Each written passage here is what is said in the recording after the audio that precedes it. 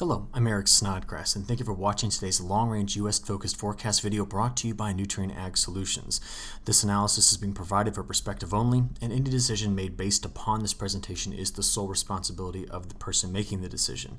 Finally, please remember that all long-range weather forecasting is speculative by nature. So just the other day, I was looking on Twitter. I follow one of my colleagues at the University of Illinois, Scott Irwin, fantastic ag economist, and overall, he's been just a brilliant voice in the ag community for so long. And one of the things that he brought up was he was discussing how some of our best yielding years for corn and soybeans in the midsection of the United States were those years where we were able to, during the month of July, get about 4 inches of rain. In other words, the total number of events didn't matter too much, but just the total amount that we could get during that time period was crucial.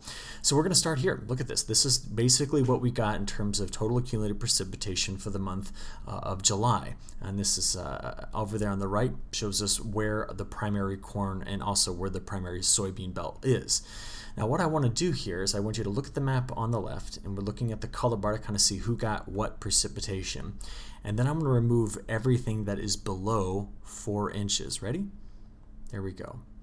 Now when I look at this, I see that there is a substantial part of the Corn Belt, specifically parts of Iowa and Illinois and Indiana, parts of Michigan, even parts of eastern Nebraska, that was outside of that, that number that he threw out, 4 inches. While places around it, where we had Hurricane Barry coming through like this, very, very wet, and also the ridge riding storms we talked about here, which dumped an enormous amount of precipitation at times, along with some severe weather, were the places that were much, much wetter than average. And so it's important to see this because we have seen drought development across this section of the Corn Belt, just from the most recent drought monitor, which we included in our weather video that came out earlier this week. We've seen pockets of very, very dry conditions, and even despite some recent rains, it hasn't made up for it. Well, where are the rains right now? Well, I'll tell you something. I had to deal with quite a bit of last night flying in pretty late to Omaha, Nebraska. Widely scattered showers and storms here, and the pilot came on and said, hey, expect to have a really bumpy landing in Omaha, and sure enough, it was bouncing us around quite a bit. Well, these are what some of the storms looked like late last night around midnight, moving through and around, western Iowa, but eastern Nebraska, getting into parts of Missouri and Kansas. Now, why I'm talking about this so much is I want you to see the trajectory of these storms. You can see they're coming from the northwest to the southeast, and they are still going early this morning here on Wednesday. And the reason why I bring this up is because, again, we have really good model guidance here, consistent model guidance showing us a similar pattern moving forward. And that is one where we are going to have a storm track that's going to feature something a bit more like this going up into the Canadian prairies. We're going to have a ridge that's more centered in the western United States under the monsoonal flow doing something like that. And these ridge riding events are really going to be favoring a track that takes them through parts of South Dakota, but a lot through Nebraska, especially eastern Nebraska, western Iowa, and then straight down there through parts of eastern Kansas and western Missouri. That seems to be a very favored storm track. What's coming through parts of the rest of the Corn Belt over here overall is on the lighter side of things in terms of precipitation through the next 10 days. In fact, several locations inside that circle I just drew are not going to see much precipitation through the next 5 or 6 days. And the final thing to point out here is this feature, which is the next one I want to talk about. And that would be the preferred track of anything we get in terms of tropical cyclone activity. And there certainly is some stuff that we need to be watching. Just to show you, there is support in the ensemble forecast as well. This is now looking at precipitation anomalies through middle of August. And we see a very similar picture that was painted by our operational models as we are seeing from our ensemble. So this kind of the robustness of this near-term forecast is looking good simply because of model-to-model consistency, what we call deprog DT. Those changes are small, and we have a few dominant drivers to be discussing here. So let's get over into the tropics. We're now looking at a couple of tropical waves, which I included in my weather videos that we saw both on Monday and Tuesday here. And we can see that they are certainly following, the flow around this larger upper level ridge. And so the first disturbance over here, which National Hurricane Center center is giving a very low probability of forming into much, is going to stay clear of the U.S. Southeast coast. And then the a much more better and more organized looking tropical wave that emerged off of Africa in the last 48 hours, they've now upped it to about a 40% chance of developing. And some of the operational models want to take it right here along the, right there through the Lesser Antilles, north of the Middle East, north of the Bahamas, and then toward the East Coast. But when I draw that, I'll just say we have pretty good guidance at this point suggesting that all these storms are going to kind of curve back toward the north around that higher atmospheric pressure. And again, this is a very similar story to the one that I have been, going over and over again. And that is we're continuing to see this being the favored storm track. We just have a few reasons over here on the left-hand side. One is the big subtropical high, but two, we're going to see quite a few troughs in this area, and that's going to help guide a lot of these systems out to open ocean. It's generally we have big ridging in here that they're able to sneak in under the ridge, like Barry did. Barry snuck in under the ridge we had earlier this, earlier in July. So that's an important forecast point here, talking about the tropics. By the way, we are moving over into a phase where maybe in the near term we're losing some of the really good support we had for some tropical development in the Atlantic, and that's just kind of what the figure is showing you on the left-hand side here. These colors that you see right in through here indicate some suppression of the tropical activity today, and as we see as it moves through this week, it kind of pushes back over toward the west coast of Africa, but that's a temporary thing. The other thing too is, like I said, as we look out in the forecast getting you through the first week of August, there's quite a bit of wind shear associated with this pattern we're dealing with in the eastern half of North America, which means systems that come here are going to have to deal with that and will more than likely be curved back out to the open Atlantic. So we want a deeper trough to form in this area to keep these storm systems away. So this is kind of a near-term forecast here of what's going on in the tropics. Meanwhile, just to let you know, the eastern Pacific is going. We've got a pair of tropical cyclones here. This one here is named Eric, the one that's farthest to the west. And it is looks like it's going to skirt just south of the Hawaiian Islands as a tropical storm. And we have following it Flossie. So Eric and Flossie starting there and moving. Now, Flossie right now does show a little bit better trajectory toward going at Hawaii. It's very rare actually for Hawaii to get hit, but this is certainly something we're going to be watching. Now look in the background. In the background, you can see the flow pattern doing something like this. That's that more preferred Canadian storm track. So we've seen an incredible amount of really quite photogenic, but at times quite powerful thunderstorms moving through the Canadian prairies through parts of Saskatchewan, Alberta, and over toward Manitoba. And then the second thing you see here is this flow pattern. That's our monsoon curling around that upper level ridge that's sitting over the Intermountain West. All right, with that as a backdrop, other thing I want you to watch right now, we are seeing the models supporting the development as we get to the end of this week and next week for a lot more tropical activity going on in the Western Pacific, which had been very quiet. This is just showing you that by that time, some of the models are trying to pick up on 2, 3, 4 tropical systems that might get going out in the Western Pacific. Now, we don't have details pinned down just yet, but my point is to say that once these systems get going, remember, this is the time of year where they can all start to recurve or start to move their way into the flow of the jet stream. And that brings me to a very important point about my upcoming forecast, okay? We've talked repeatedly about the changes we've seen in our El Nino region. We've seen the emergence of cooler water here while warmer waters hung on over in the western part of Nino region 3.4 and 4. Now, this particular configuration is not one that supports strong westerly wind bursts, which means we've kind of decoupled the ocean and atmosphere in this area, and it's behaving a lot more like, INSO-neutral conditions or even at times weak La Nina conditions. Because of the loss of that background state of El Nino, this means that smaller perturbations, small pattern disruptions, as I wrote there at the top, may have a better chance at being a bigger influence. Now you're going, what are you talking about, Snodgrass? Well, I'm talking about like the pattern influence we have right now. That heat wave in Europe last week, well, it's shoved a ridge towards Scandinavia, and that ridge has now moved over toward Greenland. Well, that may not have had a chance at doing that had we had a stronger El Nino signature. Another thing to watch, this blob of very warm water plus low sea ice ice concentration, plus the cool water that is sitting just south of Greenland, these features may influence the pattern to bunch it up a little bit more than otherwise. And I'm telling you this because if we have something that comes through and kind of pushes against that bunched up pattern, it can very quickly change a forecast. So all of this means moving forward, we do see some lower predictability in the near term and as we progress through the month of August and September. Currently, what we're watching is this. You can see a dominant ridge that's pushing over parts of Greenland. So this is the remnants of the heat wave that moved north toward the Scandinavian countries and then back here, kind of retrograding back over parts of Greenland. Now, at the same time that that's going on, this is the trough that's sweeping through parts of the western parts of Canada and the northwest. That's given us that Canadian storm track. And this is the broader ridge that's sitting over the southeast. Now, with this particular trough moving in, ridge moving in, I'm talking again about the one that's up here in Greenland.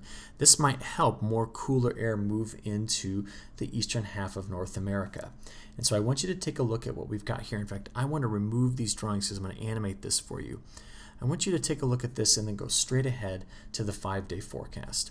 At this point, I told you that the atmosphere is going to have a better chance of getting bunched up here. We're going to move into a high over a low pattern that builds into a ridge here over the west and a broader trough feature going across much of the North Atlantic, while higher atmospheric pressure and heights stays in place over parts of over Greenland.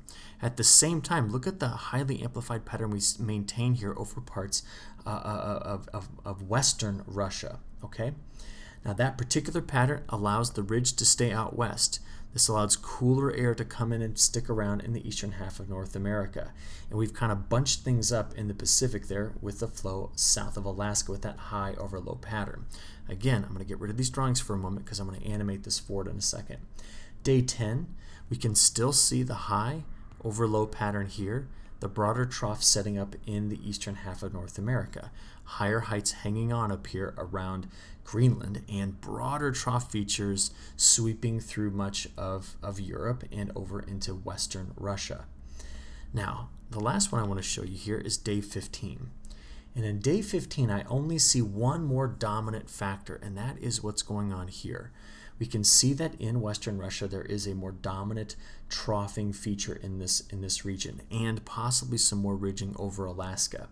But when you see the flow pattern this smooth from the European model out to day 15, it means that the ensemble members have sizable spread, and therefore when averaged all together, we tend to lose some of our more dominant features, and that lowers predictability out that far. But I told you I wanted to animate this because if there's one thing that I see consistently in each one of these forecasts, again, this is day 15, day 10, and day 5, is that trough over parts of western Russia. And that's going to be an interesting feature to watch because that may be a dominant factor in our flow pattern.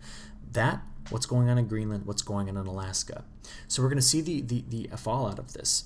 Over the next 5 days, what do we see? Well, in general, where that ridge is sitting out west, warmer than average conditions. Because the flow pattern coming in off the Pacific does this, warm across parts of the Canadian prairies and the northern part of the United States. Where the flow around this comes from the northwest, a lot of clouds and precipitation. So that's why we see that temperature pattern through the next 5 days.